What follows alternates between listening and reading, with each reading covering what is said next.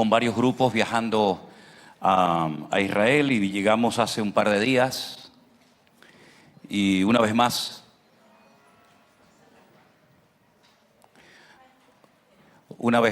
el Señor ha cumplido su promesa que dice que Él guardará nuestra salida y nuestra entrada desde ahora y para siempre. El Señor es fiel a su promesa y quiero primeramente agradecerles a todos el haber estado orando por nosotros para que el Señor nos usara, nos cuidara, y así ha sido. Hemos sentido, eso que están oyendo son misiles que están lanzando ahora mismo contra Israel. Déjalo encendido para que la gente sepa cómo viven nuestros hermanos allí y no digan tantas tonterías por ahí. Cada vez que oigan ese sonido, nosotros lo oímos constantemente. Son alarmas para que salgas corriendo al refugio y esperes allí 10 minutos. Solamente nos sonó con el grupo una vez y fue una cosa muy bonita, fue una experiencia preciosa, parece mentira, ¿no?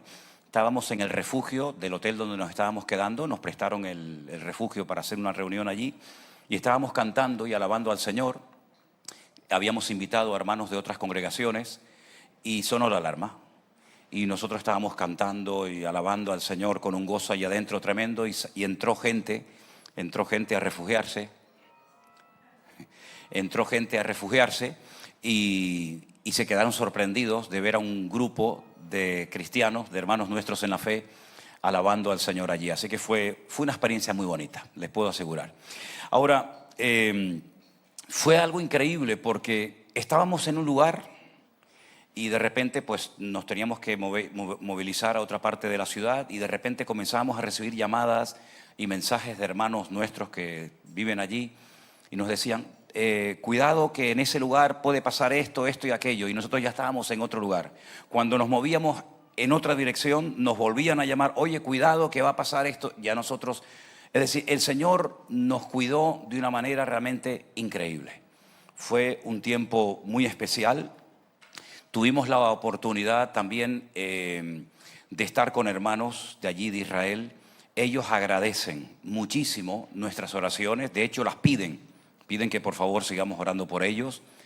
Dos hermanos nuestros en la fe han perdido recientemente a sus hijos. Uno de ellos, el pastor de Porilla, una ciudad que está en Galilea, en el norte de Israel. Su hijo era soldado y perdió la vida, un chico joven de 18 o 20 años como mucho.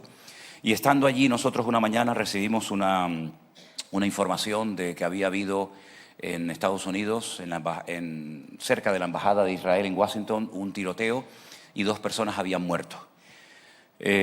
Nunca nos podíamos imaginar que uno de los que murieron era una parejita que se iba a casar esta semana. Nunca nos podíamos imaginar que uno de los que mataron, nosotros lo conocíamos, era el hijo de uno de los guías que ha trabajado con nosotros en Israel en varias ocasiones, con varios grupos. Y lo conocíamos a él, era un hermano nuestro en la fe. Yo asistí una vez a la iglesia con ellos, con su padre, con su madre, con sus 2 hermanos, y de estar preparando todo para celebrar la boda, pues recibieron a su hijo en una caja, ¿no? En fin, la vida allí está complicada, está difícil, ha subido mucho la carestía de la vida, los precios se han disparado de una forma tremenda. Pero sobre todas las cosas, lo que sí tenemos que orar es para que venga por fin a ese país un quebrantamiento, una búsqueda sincera de parte del Señor. Créanme que yo lo esperaba. Cuando pasó aquello del día 7 de octubre, algo realmente tremendo. En ese día 1.200 judíos perdieron la vida y muchos fueron secuestrados y bueno, unas cosas atroces, terribles. Yo pensaba honestamente que iba a traer un quebrantamiento al país. No ha sucedido ese quebrantamiento. Lamentablemente no ha habido esa humillación nacional. Incluso yo oraba leyendo algunos textos de la Biblia, confiando de que los cautivos vendrían caminando por su propio pie, cosa que no ha sucedido. No se sabe en este momento cuántos están vivos. Unos dicen 25, unos dicen 30, no se sabe exactamente realmente cuántos están con vida. El asunto es que en el hotel, sí, ahora lo digo, En el hotel donde nos estábamos quedando nosotros, es un hotel que recibe durante algunos días a lo que se llaman los reservistas. Allí tú tienes que hacer el ejército obligatorio, las chicas 2 años, los hombres 3, pero hasta los 52 años tienes que ir cuando te llamen, ¿sí? Entonces, un grupo la primera noche había más de 800 reservistas en el hotel, y entonces les daban unos días de descanso, estaban allí con los niños, con la familia, y yo los observaba y los miraba atentamente, porque después cuando entran a los lugares de conflicto, de combate, pues algunos entran y no salen. Y al día siguiente, cuando ves las fotografías de los que han entrado y no han salido, siempre uno piensa, ¿no? ¿Habrá sido aquel con el que me senté en la mesa? ¿Habrá sido aquel muchacho con el que subí junto en el ascensor? En fin, realmente es una situación muy complicada. Repito, no ha habido ese quebrantamiento nacional. Ustedes saben que una cosa es saber de Dios, una cosa es creer en Dios y otra cosa es vivir en santidad y en orden delante del Señor. Pero eso no solamente pasa en Israel, pasa en cualquier iglesia evangélica del mundo. Hay gente que viene, por ejemplo, incluso a esta iglesia, puede ser, que creen en Dios, que leen su palabra, a lo mejor han sido criados en el Evangelio, pero luego sus vidas están en desorden, totalmente en desorden. Cantan como cualquiera, porque cantar no cuesta nada, leer la Biblia pues tampoco, ir a un campamento, a un retiro, no cuesta nada, lo que cuesta es después tu vida privada, que esté en orden y en obediencia, ¿no? Entonces, ese quebrantamiento no ha venido, pero les voy a poner 2 fotografías para que vean cómo Israel, si tuviera que definirlo en una frase, está jugando con fuego, ¿sabes? Y el que juega con fuego se quema. ¿Me podrías poner esas 2 fotografías un momentito para que la vean los hermanos? No, esa no, las otras dos. Las otras 2. Esas después les explico lo que... Bueno, ese señor que ven ustedes ahí en la fotografía, ya lo han proclamado el Mesías de Israel. Ese es el Mesías de Israel, se llama Lubavitch, y murió. La cosa es que murió, pero están esperando que resucite. Él no nació en Belén de Judea, como dice, ¿se acuerdan cuando los magos de Oriente vinieron y dijeron su estrella hemos visto en el Oriente? ¿Se acuerdan? ¿Dónde tiene que nacer el Mesías? Decía, en Belén de Judea, porque así está escrito por el profeta. Este señor no nació ni siquiera en Israel, murió y lo han proclamado el Mesías y le desean paz, felicidad, gozo. Y la otra fotografía también es otra imagen que vi en la calle, donde dice, bienvenido al Rey Mesías, bienvenido al Rey Mesías, y se refieren a ese señor. Hay fotografías de este señor por todas partes, en todas las farolas, en las carreteras, en muchas sinagogas, en todas partes. Este es el último Mesías que algunos han reconocido y que creen que es el verdadero Mesías. Y cuando le pregunté una vez a uno de los seguidores, que tiene miles y miles, pero bueno, este señor está muerto, ¿no sería mejor adorar y honrar y servir a un Mesías vivo? Dice, no, él va a resucitar de un momento a otro. No sé, creo que murió hace 15 o 20 años, de momento aún no resucitado. Si ya Marta y María tenían temor de que resucitara a su hermano después de 4 días de muerte, imagínate este señor después de 15 o 20 años muerto. Vale, gracias. Después las otras ya les digo lo que es. Entonces, la Biblia nos habla acerca de cosas tremendas que van a ocurrir en el pueblo de Israel. Cosas que se podían haber evitado. Si hubiera habido un arrepentimiento, si hubiera habido un quebrantamiento genuino, pero al no haber ese quebrantamiento, no cabe la menor duda de que las profecías sí o sí se van a cumplir. Y hay varios profetas en el Antiguo Testamento, hay muchos, pero específicamente hay 3, que son Jeremías, Habacuc, Nahum y también Sofonías, que hablan acerca de lo que va a pasar en los últimos tiempos. Y voy a leerles unos versículos de lo que está pasando en la Franja de Gaza, de lo que va a pasar en una ciudad muy bonita que se llama Askelón, para que ustedes vean que si uno quiere saber lo que va a suceder, tiene información más que suficiente para estar preparado. Por ejemplo, en Sofonías capítulo 1, versículo 14, presten atención a lo que dice el texto. Cercano está el día grande del Señor, cercano y muy próximo. Es amarga la voz del día del Señor, gritará allí el valiente. Día de ira y de angustia y de aprieto, día de alboroto y de asolamiento, día de tiniebla y de oscuridad, día de nublado y de enternecimiento, día de trompeta y de algazara sobre las ciudades fortificadas y sobre las altas torres. Si ustedes van al capítulo 2, dice en el versículo 4, porque Gaza, estamos oyendo hablar mucho de Gaza últimamente, Gaza será desamparada y Askelón, que es la ciudad que está al lado, será asolada. Saquearán Asdod en pleno día y Ecrón será desarraigada. Ay de los que moran en la costa del mar, del pueblo de los cereteos. La palabra del Señor es contra vosotros, oh Canaán, tierra de filisteos. Te haré destruir hasta no dejar morador, y será la costa del mar praderas para pastores y corrales de ovejas. También más adelante el versículo 9 habla de Moab. Moab sería hoy en día Jordania. Y más adelante en el capítulo 3, verso 8 dice, por tanto, esperad, me dice el Señor, hasta el día que levante para juzgaros, porque mi determinación es reunir, escuchen bien esto aún no ha sucedido, pero se va a dar en breve. Mi determinación es reunir las naciones, juntar los reinos para derramar sobre ellos mi enojo. Todo el ardor de mi ira, por el fuego de mi celo será consumida la tierra. Versículo 13. El remanente de Israel no hará injusticia ni dirá mentira, ni en boca de ellos se hallará lengua engañosa, porque ellos serán apacentados y dormirán y no habrá quien los atemorice. Es decir, lo que profetiza la Biblia acerca de los acontecimientos finales referente a Israel es tremendo, tremendo, muy duro. Lo del 7 de octubre fue, como yo dije allí, un simple botón de muestra de lo que va a ocurrir en todo el país. Y todo esto por la dura cerviz del pueblo. Todo esto porque no quieren dar su brazo a torcer. Y repito, Israel está jugando con fuego. Todos los centran en estos mesías falsos, todos los centran en la reconstrucción del tercer templo. Incluso ese pasaje tan enigmático que alguna gente dice, pero esto es verdad.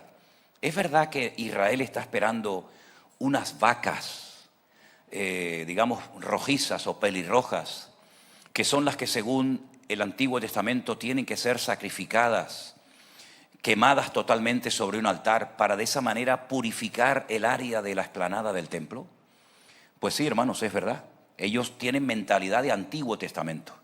Ellos no tienen el Nuevo Testamento. Me refiero a los judíos ortodoxos, no me refiero a los creyentes, que tienen una Biblia igual que la nuestra. Y durante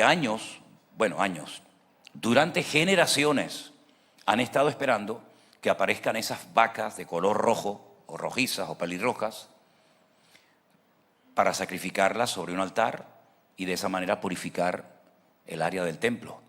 Pues fuimos un día con el grupo, la primera vez que llevo a un grupo a la ciudad de Shiloh, que es muy impactante estar en aquel lugar, porque en esa población estuvo el tabernáculo más de 400 años. ¿Se acuerdan que el tabernáculo era aquel templo portátil que el Señor mandó a Moisés que lo construyeran en el desierto? Bueno, pues cuando entran a la tierra prometida con Josué, ¿dónde pusieron el tabernáculo? Bueno, durante más de 400 años estuvo en Shiloh, y allí fue donde estaba el sacerdote Elí con aquellos dos hijos perversos que se llamaban, ¿se acuerdan? Ofni y Fines. Y allí fue donde subió Ana, y allí fue donde oró Ana y la tuvieron por ebria. Y ella dice, yo no estoy ebria, sino que estoy derramando mi alma delante del Señor. Y oró por un niño y el niño lo tuvo y se llamó.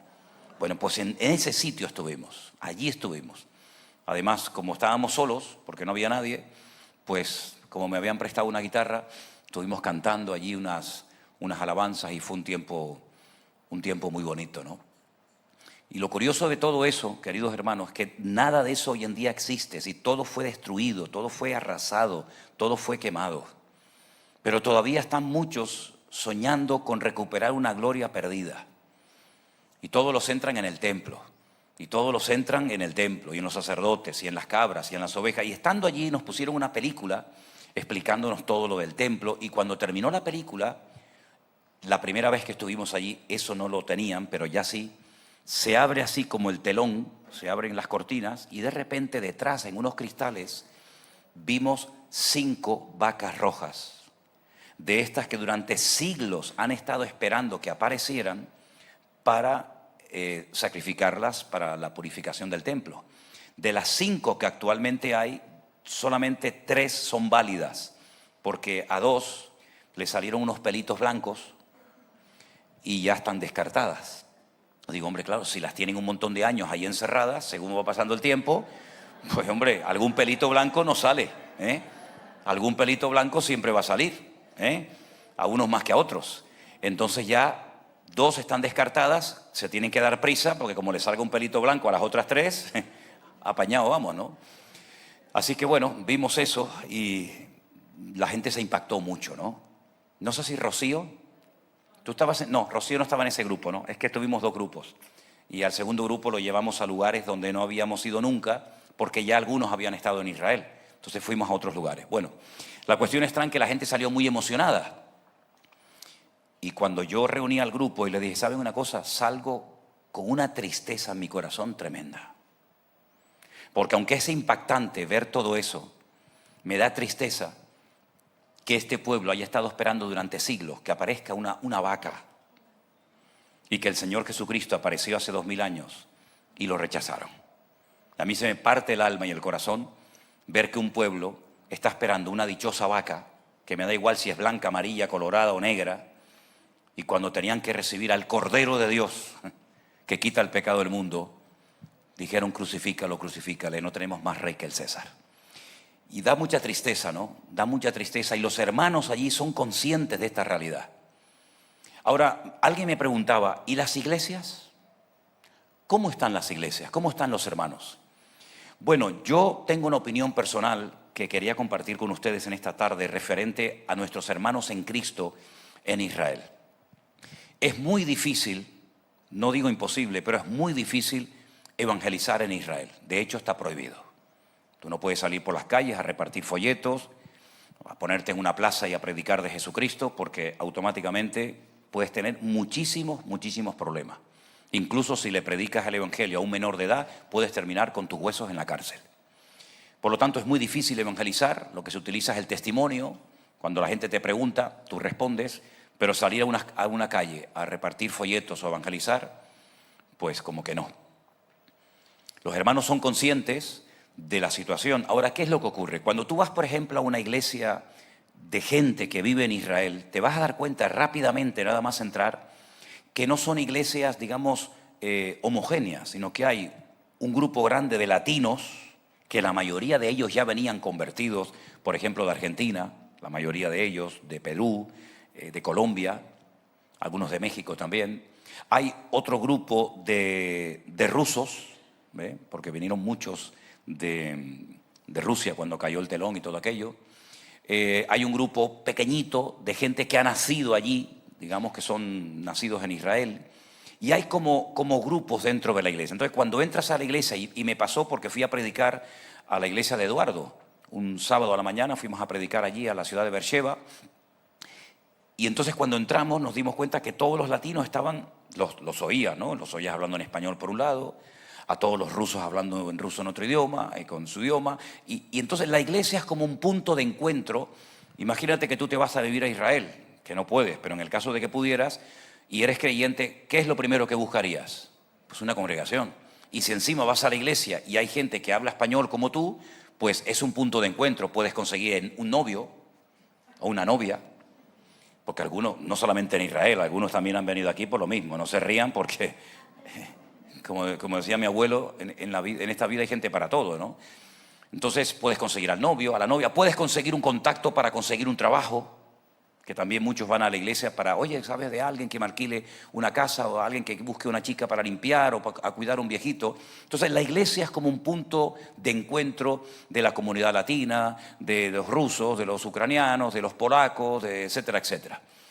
Pero tengo la sensación de que la iglesia en su gran mayoría en Israel no han entendido la función que tienen que cumplir. Y la Biblia dice que la iglesia tiene que cumplir 2 funciones fundamentales, la de ser sal y luz de este mundo. Y cuando la sal y la luz no funciona como tiene que funcionar, automáticamente las consecuencias son terribles. Es verdad que se habla de Dios, es verdad que se canta del Señor, pero estando allí, los hermanos que nos vinieron a visitar, nuestro hermano Eliezer, un hermano precioso que queremos mucho, me contaba que la noche que vinieron a visitarnos al hotel se iba a hacer otro festival de Nova. ¿Os suena el festival Nova, no? El famoso festival que estaban haciendo allí a poquitos kilómetros de Gaza, donde se produjo aquella matanza tremenda. Bueno, pues hicieron otro aún más grande. No sé si volvieron a poner la estatua del Buda, porque en el primer Nova se puso una estatua de Buda enorme, pero vas a encontrar en muchos lugares carteles que dicen, volveremos a bailar otra vez. Y yo digo, oye, si no aprendemos de los errores del pasado, me temo que los vamos a volver a convertir a hacer en el futuro y con mayor intensidad. Entonces hay como una indiferencia, como una provocación, como un jugar con fuego pensando que como somos judíos y invocamos al Dios de Abraham, no nos va a pasar absolutamente nada. ¿Y saben lo que me venía constantemente cuando estaba allí en Israel, viendo a la gente, hablando con uno, hablando con otro, hablando con árabes, hablando con cristianos, hablando con ortodoxos? ¿Sabe lo que me venía a la cabeza? Cuando el Señor Jesucristo mantuvo aquella conversación con algunos judíos que les dijo el Señor, conoceréis la verdad y la verdad os hará libres. Y la respuesta de los judíos fue, nosotros nunca hemos sido esclavos de nadie. Ahí en esa respuesta se equivocaron porque sí fueron esclavos de alguien durante muchos siglos en Egipto. Pero bueno, nosotros nunca hemos sido esclavos de nadie. Nosotros somos hijos de Abraham. ¿Se acuerdan? Y el Señor Jesucristo les dijo, si ustedes fueran hijos de Abraham, ustedes tendrían que creer en mí. Porque Abraham vio mis días y se gozó. ¿Quiere decir que Abraham habló con el Señor Jesucristo? ¿Conoció al Señor Jesucristo? Por supuesto. ¿Quién piensan ustedes que era aquel rey de Salem que se lo encontró en Jerusalén Abraham cuando venía de derrotar a los reyes del norte? Y dice la Biblia que Abraham le dio los diezmos de todo lo que había obtenido en la batalla. Y éste le dio pan y vino. Y este que nadie sabía quién era su padre ni su madre, no tiene genealogía, no tiene principio, no tiene fin, que era rey de Salem, que es uno de los 70 nombres que recibe la ciudad de Jerusalén, la única ciudad del mundo que tiene 70 nombres diferentes y todos están en la Biblia. ¿Quién se piensan ustedes que era? ¿Quién piensan ustedes que era aquel tercer personaje que se quedó con Abraham cuando manda a aquellos dos ángeles a Sodoma y Gomorra para que la destruyan? Cuando Abraham se postra ante él y dice, Señor mío. Claro que vio los días del Señor Jesucristo y lo entendió, porque además Abraham dice la Biblia que salió sin saber a dónde iba, pero buscaba la ciudad cuyo arquitecto y fundador es Dios. Y dice que la vio. Luego ya la nueva Jerusalén que nos describe Juan en el capítulo 21 y 22 del Apocalipsis, ya estaba creada, ya estaba hecha en aquellos días y Abraham la vio. Pues el Señor le dice, si ustedes fueran hijos de Abraham, ustedes tendrían que creer en mí. Vosotros más bien sois hijos de vuestro padre el diablo. Ahora, si tú eres capaz de decir eso a un judío en la cara en Israel, probablemente no salgas con vida. Decirle a un judío en la cara, tú no eres hijo de Abraham, tú eres hijo del diablo por las obras que estáis realizando. Es durísimo, ¿verdad? Entonces vemos que lamentablemente no ha habido, como yo digo, ese quebrantamiento nacional. Vemos a la gente confundida, creyendo a veces en auténticas locuras y disparates. Cuando se fue el segundo grupo, nos prestaron un piso en un edificio muy alto que tenía 24 pisos. A nosotros nos dejaron el piso número 12. Teníamos una vista maravillosa, imagínense los que vivían en el 24. Pues abajo, en la calle, cerca de donde estábamos, hay lo que se llama el shuk. El shuk es lo que llamamos nosotros aquí en Tenerife la recoba, el mercado municipal, donde se compra fruta, verdura, carne, pescado y todo eso. Todas las noches, no los fines de semana, todas las noches, hasta altas horas de la madrugada, la música a todo volumen. Y una noche no teníamos comida en casa y le dije a Elena, voy a bajar al shuk a comprar algo de comida. Y cuando entré, aquello, yo no sé cómo era Sodoma y Gomorra, porque nunca estuve allí, pero cuando entré yo dije, Dios mío, qué pena ver esto, ¿no? Era una locura, una locura. olor a marihuana por todas partes. Hablando de la marihuana, encontramos a unos de Barcelona que nos dijeron, no, pero aquí fuman marihuana por, ¿cómo era? Por fines terapéuticos. Digo, ya. Eso lo dicen muchos también allí. No, yo estoy con fines terapéuticos. Ya. Entonces, terrible. Y subí a la casa otra vez. Es que mire, la impotencia y el dolor en mi corazón que he sentido en este viaje a Israel, nunca lo había sentido. Primero porque no eres capaz de hablar perfectamente y transmitir todo lo que te gustaría decir. Segundo lugar, porque ves que hay una dureza, una frialdad hacia el Señor Jesús, que lo siguen rechazando de una manera descarada y abiertamente, sin tapujos. Se niegan a leer el Nuevo Testamento, ni siquiera lo reciben porque lo tienen prohibido. Y tantas cosas. Le dije a un policía joven, en la puerta del Garden Tomb, del Jardín de la Tumba, le di unos versículos de la Biblia y cuando terminé, además se los dije hasta en hebreo para que me entendiera. Y cuando terminé le digo, ¿qué opinas? Y me dice, no he entendido nada. Digo, ¿cómo? ¿No has entendido? Y dice, no. Y me vino a la cabeza ese texto de Isaías que dice que llegará el día cuando le darás un libro al que sabe leer y le dirás, lee, y te dirá, no puedo porque no sé leer.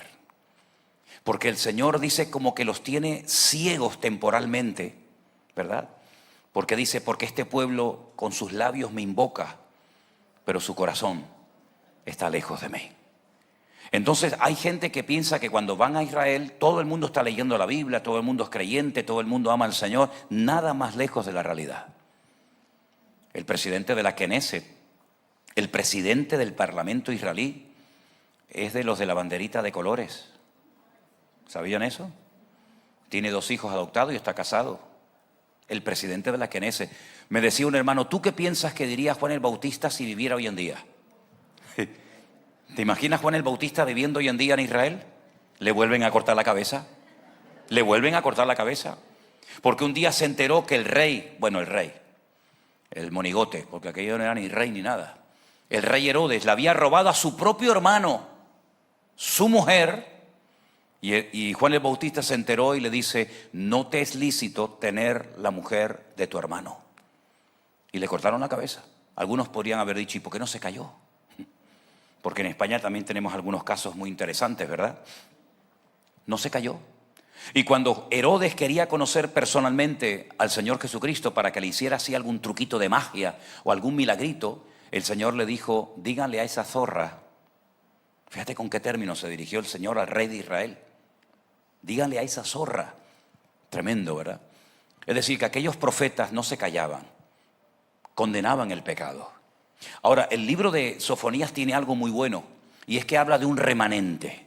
Un remanente es un pequeño grupo, selecto, diferente, en medio de una sociedad corrupta. Y eso sí existe en Israel y en cualquier parte del mundo. Creyentes que no se han dejado arrastrar por la corriente de este mundo, corrientes que se han mantenido firmes en la fe, que prefieren perder un trabajo, que prefieren hacer el ridículo delante de sus amistades y ser rechazados incluso con tal de mantener su testimonio y su fe en el Señor. Como diríamos, no se casan con nadie. Ellos saben en quién han creído y mantienen su postura cristiana en lo privado, en lo público, en lo económico y en todas y en cada una de las áreas de su vida.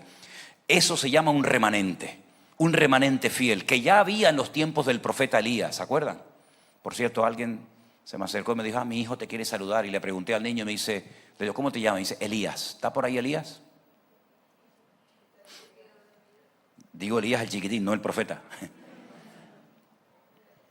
Cuando Elías le dijo al Señor, estoy solo, llevo años y años predicando y no pasa nada, la gente no se convierte, no cambian. Han visto caer fuego del cielo, ya no sé qué hacer. Los profetas de Baal han quedado en ridículo, los he degollado a todos. Han visto caer fuego del cielo. Y como dicen allí, no solamente fue allí, sino que en toda la cordillera del Monte Carmelo se vio aquel milagro tremendo, porque era un monte donde se creían que habitaban los espíritus, los dioses, los demonios. Y allí es donde sube Elías, que se ve de todo el valle de Meguido, para que todo el mundo viera que allí quien se iba a manifestar era el Dios de Abraham, de Isaac y de Jacob. Bueno, pues ese hombre que predicó tan claramente y vio el pueblo, el poder de Dios, le dijo un día al Señor en una cueva: Señor, no aguanto más, ya no sé qué decir, ya no sé qué predicar, ya no sé qué más hacer, estoy solo. Y la respuesta del Señor fue tremenda, ¿se acuerdan? Hay 7,000, 7,000 son muchos, ¿eh? Hay 7,000 que no han doblado su rodilla ante Baal. ¿Dónde están? No lo sabemos. Pero había 7,000 personas, hombres y mujeres, tal vez familias enteras, que se habían mantenido firmes al Señor y que no habían caído en la idolatría, en el culto a Baal. Pues hoy en día en Israel y hoy en día en cualquier parte del mundo, el Señor tiene un remanente de hombres, de mujeres que se han mantenido fieles al Señor. Tal vez no los conocemos por nombres y apellidos, pero el Señor sabe dónde están y cómo están. Amén, hermanos. Porque el Señor lo sabe todo y el Señor nunca va a desamparar a su pueblo, sino que siempre estará con nosotros todos los días hasta el fin del mundo. La cruda realidad es que ya hemos pasado los 600 días de guerra, más de 600 días, y todavía esto parece que va para largo. Le pregunté a algunos hermanos, que Dios lo permita, van a venir en agosto. Les hace una ilusión tremenda. A nuestro hermano Adolfo y Paula, que si nos están viendo, le mando un gran saludo. Son hermanos colombianos que llevan años, muchos años viviendo en Israel y tienen una ilusión tremenda. Iban a venir antes de la pandemia, pero les cayó la pandemia encima y no pudieron venir. Pero ya, gracias al Señor, estarán aquí, si Dios quiere, en el mes de agosto. Les pregunté: hermanos, ¿y cuando esto se ponga feo?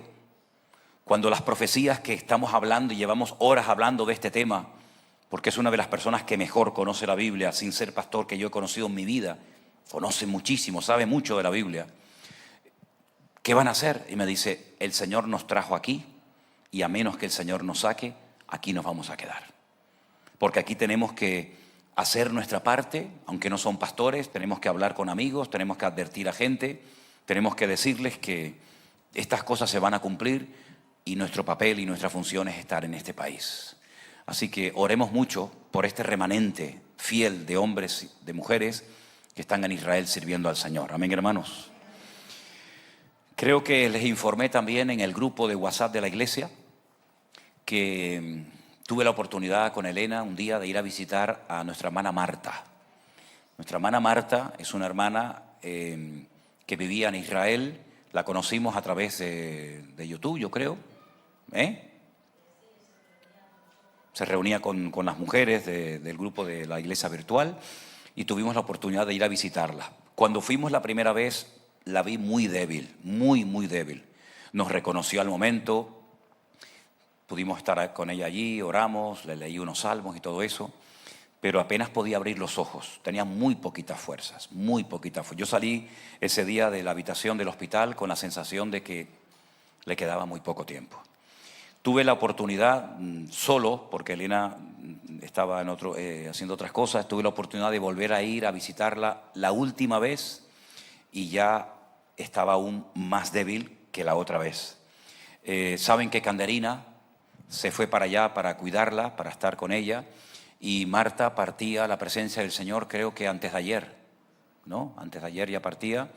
Ella me decía que ella quería salir caminando del hospital por su propio pie, que ella no quería morir. Yo vi que su lucha era que ella se quería poner bien, quería salir, pero bueno, el caso es que el Señor tenía otros planes y nuestra hermana Marta ya está en la presencia del Señor. Unos llegan primero, otros llegaremos más tarde, pero la idea es pasar todos la eternidad en la presencia del Señor. Amén, hermanos. Le hice una pregunta a unos hermanos, que se lo voy a hacer a ustedes a ver qué opinan, a ver cuál sería tu respuesta. Y la pregunta es la siguiente: si Abraham y también Juan en el libro del Apocalipsis, capítulo 21 y 22, vio la nueva Jerusalén terminada y la describió, los materiales que tiene, las puertas, las medidas, ¿cómo es que si esa ciudad Abraham la vio y dice que la saludó, incluso dijo: mírala ahí está, ahí está? ¿Por qué el Señor Jesucristo le dijo a sus discípulos: voy pues a preparar lugar para vosotros, para que donde yo estoy, vosotros también estéis conmigo? ¿En qué quedamos? ¿Está preparada? ¿Está terminada o no está terminada? Los hermanos no tuvieron que responderme. Yo no les voy a dar la respuesta hoy. Se lo dejo como tarea. Si la nueva Jerusalén estaba terminada, ¿por qué el Señor Jesucristo dice, voy a ir a preparar lugar para vosotros? ¿Qué te parece? Esta noche tienes trabajo para hacer, ¿no? Les recuerdo que mañana va a ser un día muy especial, porque no a las 10, recuerden, no a las 10, a las 11. Yo estuve esta mañana tomando café con Marcos y le dije, mira, a las 10 de la mañana es muy pronto, ¿vale? Y aparte de meterse a las 10 de la mañana en ese agua, no se lo deseo a nadie, ¿no? Aunque estuvimos bautizando en el río Jordán, tanto en el primero como el segundo grupo, pero gracias al Señor el agua estaba buena y no estaban las ratas esas gigantes que hay allí en el Jordán. Le dije, si hay esas ratas gigantes, Manolo desaparece así, en un minuto. Gracias a Dios no aparecieron. Entonces mañana vamos a tener un culto en el Puerto de la Cruz, antes de los bautismos. Mañana es día de Canarias. Me preguntaban algunos, ¿podemos ir vestidos con el traje típico de Canarias? Miren, hermano, a mí me da igual cómo usted vaya vestido. Yo siempre digo lo siguiente: uno tiene que ir vestido según al lugar que vaya. ¿Me explico? Mañana es día de Canarias, a algunos les hace ilusión ir en el día de Canarias con el traje típico, pues sáquelo del armario, sáquele el polvo, porque lleva un año sin usarlo, y se lo pone. Que usted viene a la iglesia, venga vestido como a la iglesia, no vengas a la iglesia como si fueras a la playa. Que vas a la playa, no vayas vestido como si fueras a la iglesia. Es decir, adáptate al sitio donde vas. Si vienes aquí, aquí te vistes como se hay que vestir. Y no des imagen de que vas a la playa. Si vas a la playa, ¿para qué te vas a poner saco y corbata? No tiene sentido. Entonces mañana, los que quieran ir con el trajito de Canarias, creo que Adriel va a ir con el traje de Canarias. A mí me hace mucha ilusión ver al nieto vestido de canario, ¿eh? ¿Cuántas tienen el traje típico de Canarias? ¿Usted también, Cruzita, lo tiene? Uy, qué bueno. Qué bueno. Uy, pues Cruzita, me hace mucha ilusión verla vestida de canaria mañana. Mucha ilusión. Bueno, pues los que quieran ir vestidos con el traje, iba a decir disfrazado, perdón, no es un disfraz, ¿eh? Sino con el traje de Canarias, pues pueden ir. Ahora, estando en Israel, con el primer grupo, me detuvieron a un matrimonio que habían estado en el Congreso del Escorial, habían estado trabajando en la finca y venían con nosotros en el primer grupo, y son hermanos de Colombia, y me los detuvieron en el control de pasaportes por ser colombianos. Ese era su delito, ser colombianos. Pensaban que se iban a quedar a vivir en el país, entonces estuvimos en una incertidumbre, nos vamos, nos quedamos, en fin, estábamos en contacto constantemente. Yo llamé a una representante del Ministerio de Turismo y bueno, nos echó una mano, y cuando ya nos íbamos en el autobús y habíamos dicho lo que tenían que hacer si salieran, pues nos llamaron y gracias al Señor pudieron viajar con nosotros. Gracias al Señor los hermanos pudieron venir. Pero estando allí salió la orden de que colombianos no pueden viajar libremente a Israel, sino con una visa que, te digo entre nosotros, no la van a dar.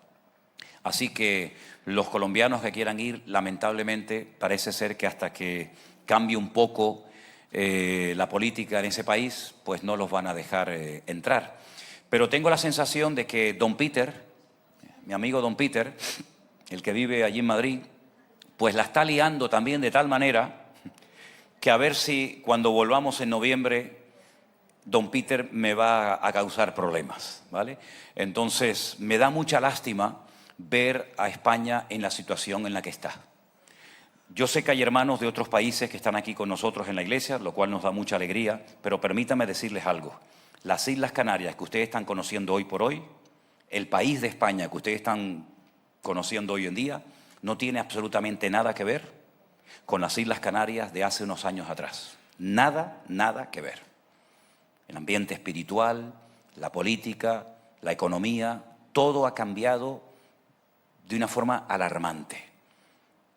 Tristemente tengo que decir esto porque incluso hoy, y quiero decir esto porque les voy a anunciar que voy a hacer un vídeo. Voy a hacer un vídeo en los próximos días y lo voy a subir a YouTube para dejar bien claro una serie de puntos y les informo. El pastor Alberto de Fuerteventura hoy me decía, ¿has visto una declaración oficial que ha salido en las redes sociales del organismo llamado la FEREDE Para los que no sepan, la FEREDE es la Federación de Entidades Evangélicas de España. Es el organismo oficial que se creó hace muchos años para representar al colectivo evangélico frente al Estado y que fuera el interlocutor entre el Estado y las iglesias. Cualquier ley, cualquier cosa que sea necesaria que supieran las iglesias evangélicas, por medio de la FEREDE, pues seríamos informados. Bueno, pues esta entidad llamada la FEREDE ha publicado un último documento oficial donde dan una postura referente a lo que está pasando en Israel, hablando en una línea, olvidando la otra, ¿verdad? Y yo llamé hoy y le dije, quiero hablar con un representante de la FEREDE, y me pusieron con un señor que me atendió y le dije, mira, ustedes no tienen ninguna libertad por parte de nosotros, ni de muchos cristianos evangélicos, para estar diciendo los disparates que están diciendo. Nosotros estamos en contra de la guerra, totalmente. Nosotros estamos en contra de cualquier guerra y en contra de cualquier injusticia.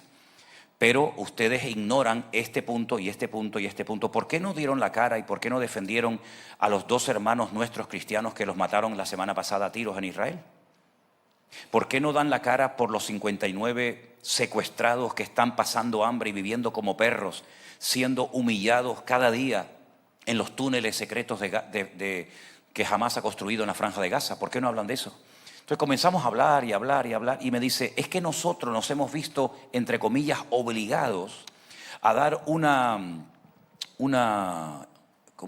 explicación oficial, porque la semana pasada lo hizo la Conferencia Episcopal. Y yo digo, hombre, la verdad que es sorprendente que me pongas como punto de referencia a la Conferencia Episcopal. A mí me da igual lo que diga la Conferencia Episcopal. Es que no es mi punto de referencia la Conferencia Episcopal, el organismo que aglutina al colectivo católico. Entonces, voy a tener que hacer un vídeo y vamos a escribir una carta oficial, porque es increíble ver la cantidad de disparates que se están diciendo en las redes sociales. Por ejemplo, uno de ellos, que los niños de Gaza y la población de Gaza están muriendo de hambre. Rotundamente falso. En Gaza se han metido más de 150.000 toneladas de alimento. Hay comida para la población gazatí por 6 meses. ¿Pero dónde está esa comida? Bueno, nada más entrar, les puedo mostrar docenas de vídeos donde se ve que este grupo que todos conocemos se lleva la comida y matan de hambre a su población, y ese es el motivo por el cual no llega toda la ayuda necesaria a la población, pero comida hay, pero para dar y vender durante meses y meses a esa población que hay allí. Luego se hablan de cifras de muertos y la pregunta es, ¿quién los cuenta?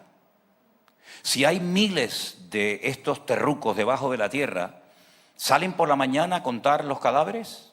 ¿Y cómo los cuentan? ¿Cómo saben si fueron 14.000? Ponte a contar del 1 al 1000. Ponte a contar del 1 al 1000 y te vas a cansar. ¿Cómo cuentas 14.000, 20.000 cuando se ha demostrado perfectamente que las cifras se han engordado?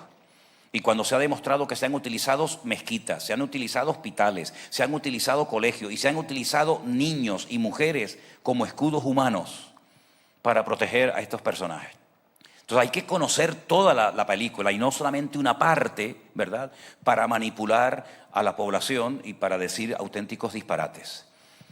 Porque hasta el día 7 de octubre todo en Israel funcionaba perfectamente. Todo funcionaba a las 1000 maravillas. Había trabajo, había tranquilidad, se podía viajar, se podía entrar, se podía salir por cualquier parte. El día 7 de octubre todo cambió porque empezó algo que nunca tenía que haberse dado, ¿verdad? Claro, está bien claro que Dios permite ciertas y determinadas cosas. ¿Se acuerdan ustedes de la frase que dijo el pastor Enrique Montenegro en el Congreso este año en El Escorial? Dios utiliza naciones para castigar naciones, pueblos para castigar pueblos. No cabe la menor duda de que Israel no es el ejemplo número 1 en todo. Pero hombre, lo que está bien claro es que cuando hablamos de un tema como este, hay que hablar de todo. No de la A a la B, sino de la A a la Z y conocer toda la información. Nosotros sabemos perfectamente, según la Biblia, me llevaría horas explicar esto, lo que le va a pasar a la Franja de Gaza. Y saben, por cierto, en el libro de Abdías, que es el más pequeñito de la Biblia, se habla de los hutíes. ¿Sabéis quiénes son los hutíes, no? ¿No? Ah, perdón, pensé que sabíais quiénes eran los hutíes. Los hutíes son un grupo terrorista financiado por Irán que están en el Yemen lanzando cohetes, que estando nosotros allí lanzaron un cohete y que cayó al lado del aeropuerto del Ben Gurión en Tel Aviv. Pues la Biblia habla de ellos con otro nombre, pero la Biblia habla de ellos y dice cómo terminarán los hutíes. Y habla de cómo terminará Moab. ¿Y Moab quiénes? Son los jordanos. Y habla de cómo terminará la Franja de Gaza. Y habla acerca de cuántos enemigos, por dónde y cuándo van a atacar a Israel. Y hemos estado en los lugares estratégicos donde se van a llevar a cabo esas batallas. Y estamos viendo, por ejemplo, Rusia. Es increíble porque en ese comunicado que ha mandado esta gente, en nombre de ellos, porque no en nombre nuestro, le dirigen unas palabras al primer ministro de Israel, Benjamín Netanyahu, y le dicen lo que tiene que hacer. Y hubo un momento que le dije, ¿a dónde estoy llamando? ¿A la Ferede o al Partido Socialista Obrero Español? Porque estáis hablando exactamente igual que don Peter. Estáis hablando igual que él. Y lo curioso es que lo mencionan a él y le dije, ¿y por qué no mencionáis al señor de Rusia? A ese no os atrevéis, ¿verdad? Con ese no se mete nadie. Entonces nosotros como creyentes tenemos que orar para la salvación de las almas. Pero os voy a decir algo, a alguna gente le puede chocar. Las guerras son inevitables. La Biblia dice que hay tiempo de paz y tiempo de guerra. ¿A quién le gusta ver Venezuela como está? Yo me crié en Venezuela. La vida que yo viví en Venezuela, ni los ricos en España la vivieron en aquella época. Mi infancia, mis 10 primeros años en Venezuela fueron de película. Vivíamos como ricos en Venezuela. No nos faltaba absolutamente de nada. Tenía caballo, tenía coche, tenía moto, tenía bicicleta, teníamos de todo. ¿A quién le gusta ver Venezuela como está? A nadie.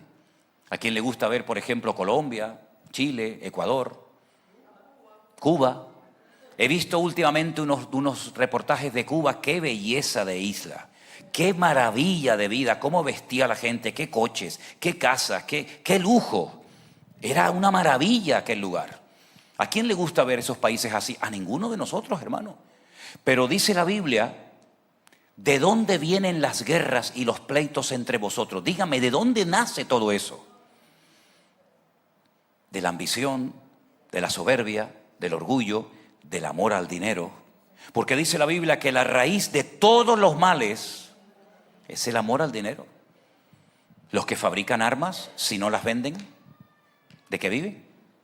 O sea, hay todo un comercio, hay toda una industria que lamentablemente es diabólica, que es la que gobierna este mundo. No nos olvidemos que el Rey de Reyes y el Señor de Señores es el Señor Jesucristo. Pero el príncipe de este mundo, ¿quién es? Es Satanás. El príncipe, no el rey, el príncipe que está por abajo es Satanás, que es capaz de engañar a pastores, que es capaz de engañar y utilizar a gobiernos, que es capaz de destruir un país entero con todos los recursos naturales que pueda disponer. El Señor Jesucristo dice que es como un ladrón, pero malo, que viene a hurtar, viene a matar, viene a destruir. Y si no, miren cómo está el mundo. La economía, la juventud, la droga, la prostitución, la trata de blancas, el tráfico de niños, las barbaridades que hay en internet. ¿Quién está detrás de todo eso? Satanás, el diablo. Y sabemos que lamentablemente el hombre prefiere a veces creer en esas mentiras que vivir una vida ordenada, santa y ordenada delante del Señor. Entonces, cuando la Biblia habla de lo que ocurre cuando uno peca, amigo, atente a las consecuencias. Y cuando la Biblia te dice resultados de la bendición, pues ya sabes, quieres tener la bendición de Dios en tu vida, quieres vivir tranquilo y no estar todo el día pensando, ¿y dónde voy a vivir? ¿Y qué voy a comer? Y los papeles, y me verán la ciudadanía, y me echarán de España, y tendré un trabajo. Pero ¿tú crees que se puede vivir así? ¿Tú crees que se puede vivir en ese estado permanente de nervios? ¿Tendré trabajo? ¿No tendré trabajo? Buscad primeramente el reino de Dios y su justicia, y todas las demás cosas vendrán por añadidura. Llevo 44 años diciéndolo y algunos me han hecho caso y otros nunca me han hecho caso. Yo no he trabajado nunca en nada más que servir al Señor. Y nunca me ha faltado de nada. He estado en iglesias con 3 personas y he estado en iglesias con más gente. Hemos vivido en montones de lugares y nunca nos ha faltado de nada, jamás. Pero es que lo primero en nuestra familia es buscar a Dios. Yo no pido todos los días para que Dios me dé comida. Yo no pido para que me dé ropa. Yo no pido nada. Yo solamente oro, leo la palabra, busco al Señor, intento prepararme y servir al Señor lo mejor posible. Y todo viene por añadidura. Todo me viene por añadidura. Y esto se lo enseño a los pastores que están con nosotros, se lo enseño a los hermanos. Ese es el estilo de vida que nos enseña la Biblia. La Biblia dice: el justo por la fe vivirá. ¿Por la fe? ¿Y se puede vivir por fe? Claro, es que no solamente se puede, es que se debe. Se debe vivir por fe. Ahora, si tú no vives por fe y buscando al Señor en primer lugar cada día, el afán, la ansiedad, los nervios, la preocupación. ¿Saben que una vez conocí a un pastor? Conocí a un pastor que yo lo dejé en una iglesia que fundé en las penínsulas. Tuvo 10 años al frente de la iglesia y le salió una úlcera.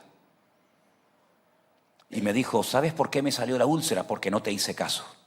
Digo: sí, hombre, a veces yo soy el culpable ahora de tu úlcera. Dice: no, porque tú me enseñaste a buscar primeramente el reino de Dios y su justicia, y yo entré en afán, yo entré en agobio.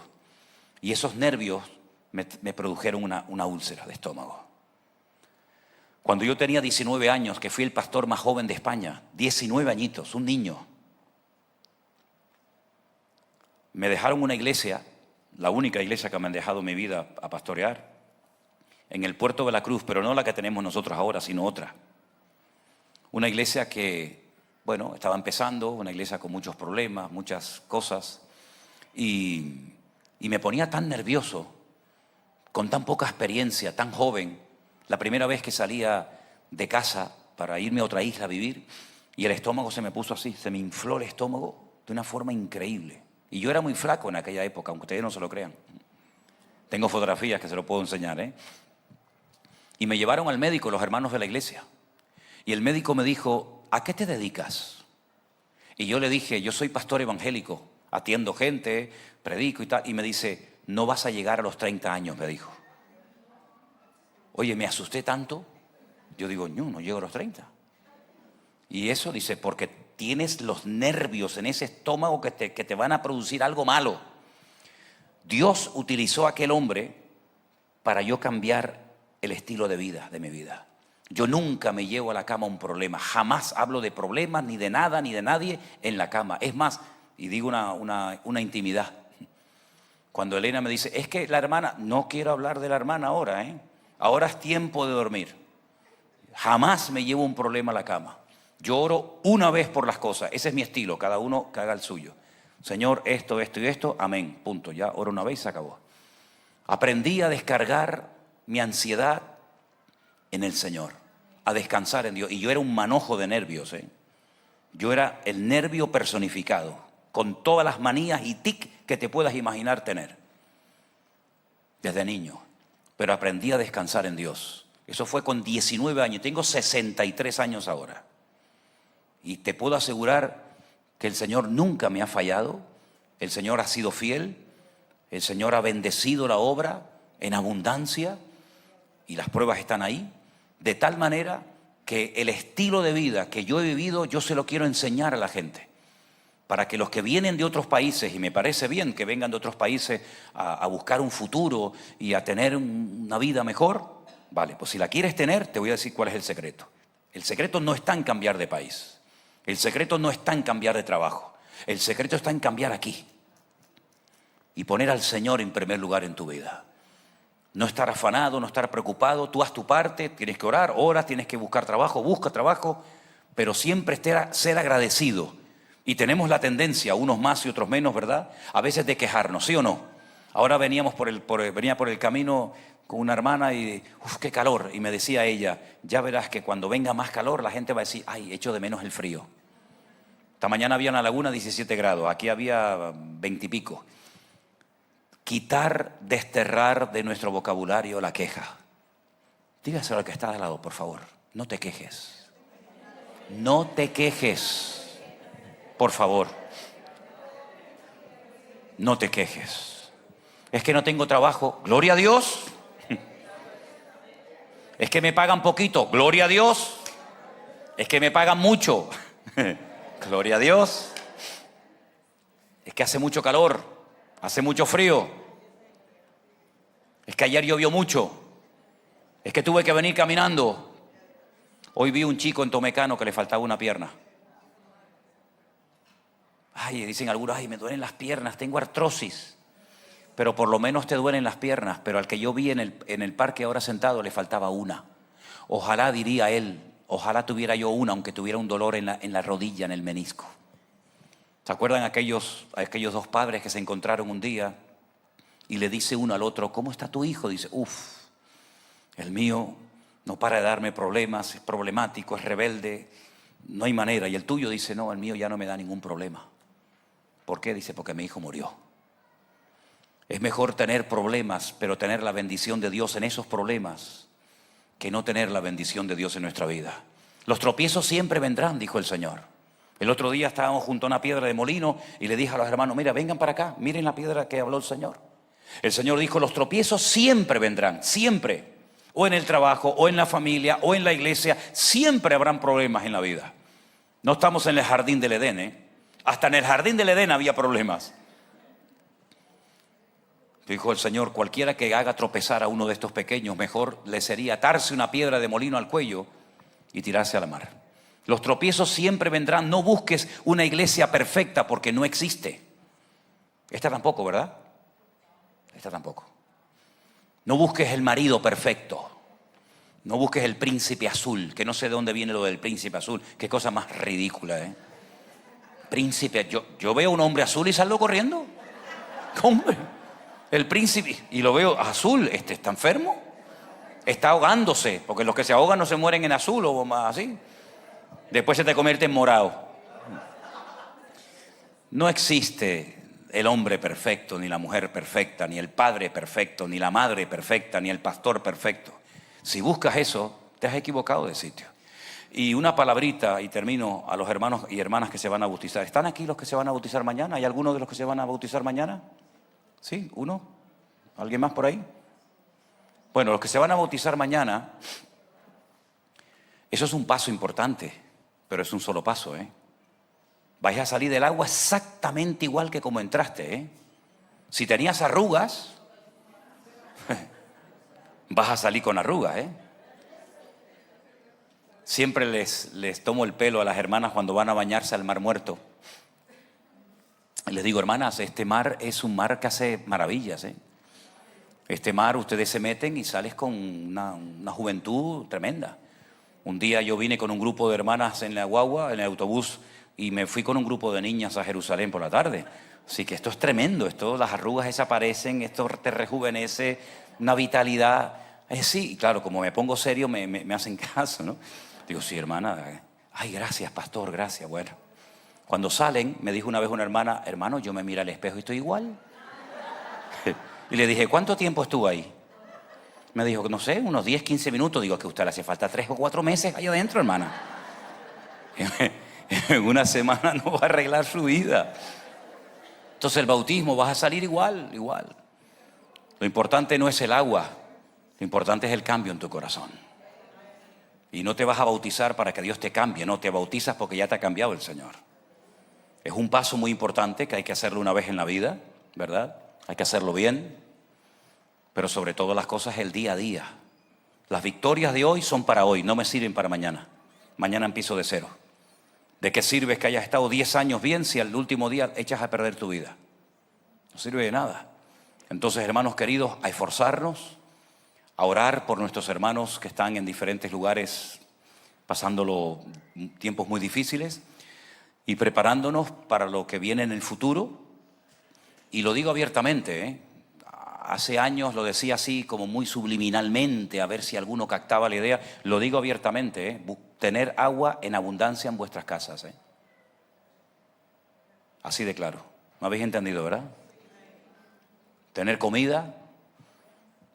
Ese apagón que hubo el otro día en España, eso es simplemente un botón de muestra. Si la iglesia tiene que estar preparada para los últimos tiempos. Por supuesto, lo espiritual lo primero. Buscar al Señor. Pero estén preparados, ¿eh? Noé se preparó antes de, no después de. Antes del diluvio se tuvo que preparar. Y el tiempo de preparación es siempre más que el tiempo en el que llevamos a cabo el proyecto. La comida para los animales no cayó del cielo, ¿eh? El agua para los animales y para su familia la tuvo que buscar él. Y cuando ya estaba todo preparado y el arca estaba bien terminada y la comida y los animales y el forraje de los animales, etc., cuando todo estaba terminado, el Señor mandó el diluvio. Porque Noé pasó por el diluvio, ¿eh? Noé no se fue. Noé pasó por el diluvio, no le pasó nada porque se preparó. Y si tú no quieres que te pase nada, tienes que estar preparado. Y si el Señor permite algo que no entendemos ahora, sea que vivamos o muramos, somos del Señor. Este muchacho que perdió la vida en Washington tenía el destino de su vida. Se había licenciado de una buena universidad, trabajaba para el gobierno, lo destinaron a la embajada israelí en Washington, en los Estados Unidos. El trabajo de su vida, un chico joven que se iba a casar también con una chica que trabajaba con él, una chica guapa. Tenían toda una vida por delante. Saliendo de un museo en Estados Unidos, perdieron la vida. La vida, hermanos, no sabemos cuánto tiempo nos queda, pero el tiempo que nos quede, el que sea, vamos a vivirlo intensamente para la honra y la gloria del Señor.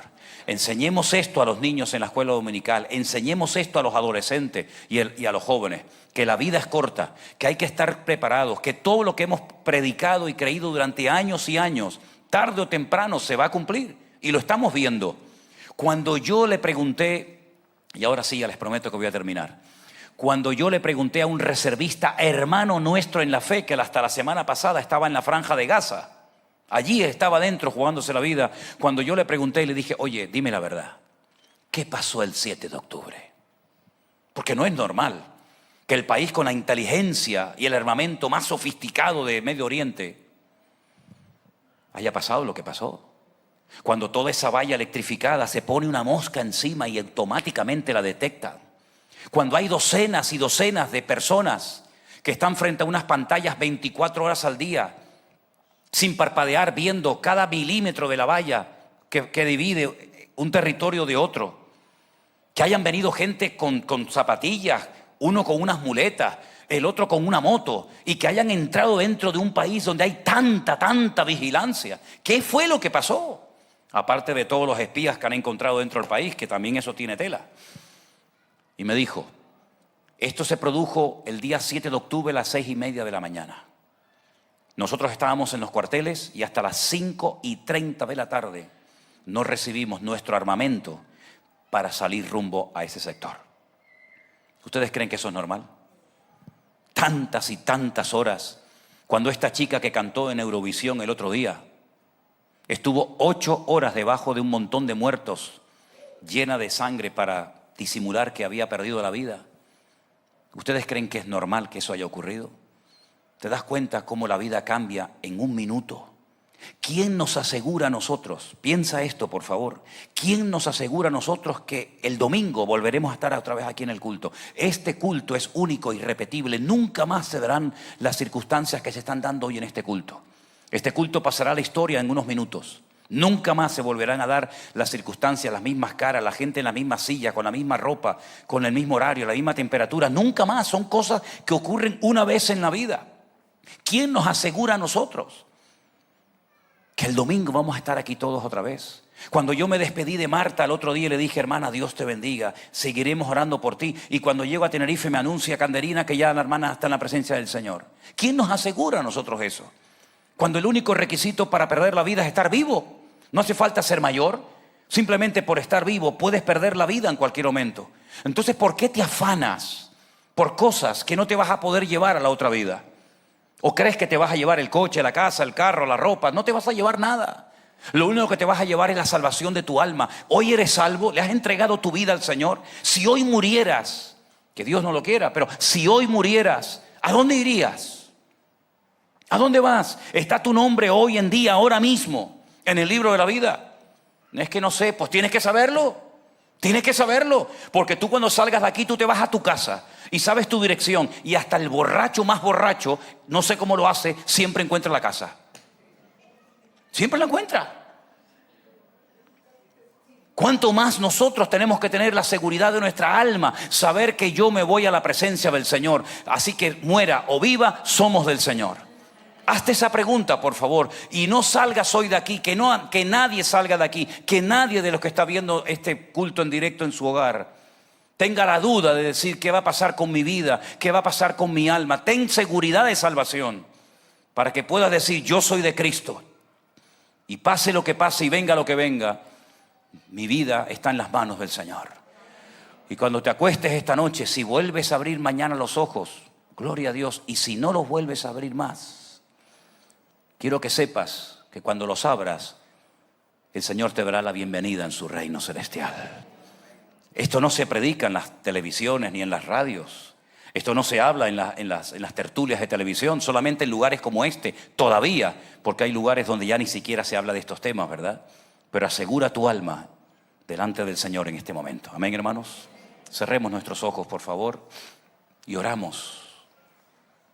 Oramos a nuestro Dios, a ese Dios que nos oye, a ese Dios que nos conoce, a ese Dios que ha sido tan bueno con nosotros, que nos guarda, nos bendice, nos prospera, nos usa. A ese Dios que nos ha permitido tener hijos, incluso nietos. A ese Dios que ha sustentado nuestra vida hasta el día de hoy. A ese Dios que cambió la tempestad en bonanza, el agua en vino, y daba de comer a multitudes con pocos recursos. A ese Dios oramos en este momento. Y te damos gracias, eterno Dios. Aleluya. Gracias, gracias y mil veces gracias, Señor, por todo lo que tú eres para nosotros, Señor. Gracias por todos los hermanos que mañana van a dar este paso tan importante de bautizarse, dando testimonio de que Cristo ha cambiado mi vida. Aleluya. Señor, queremos orar en este momento por la situación allí en Israel, en Oriente Medio.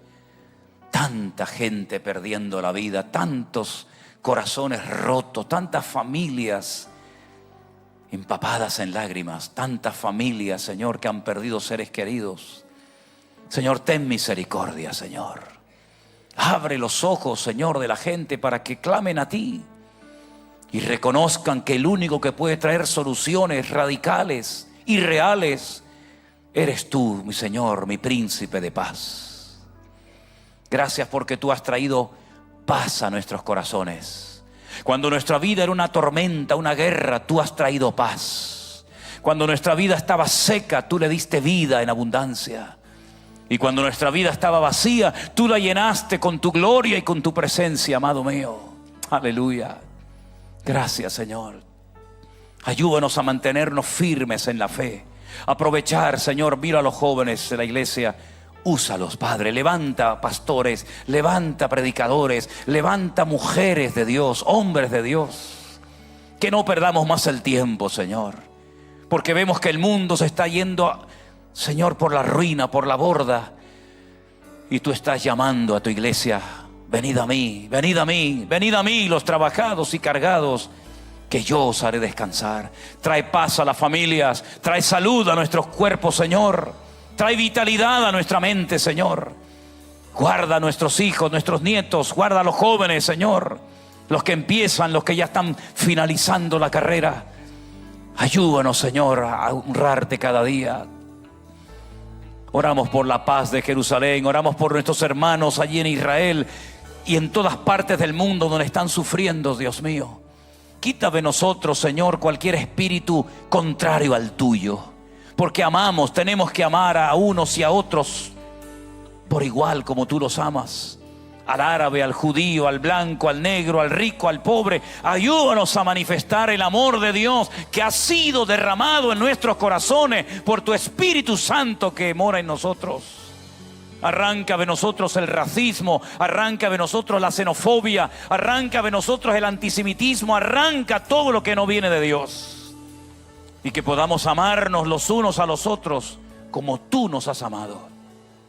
Y perdónanos, Señor, por comentarios, por pensamientos, por conversaciones que a veces hemos mantenido que no edifican, en las cuales tú no estás, Señor.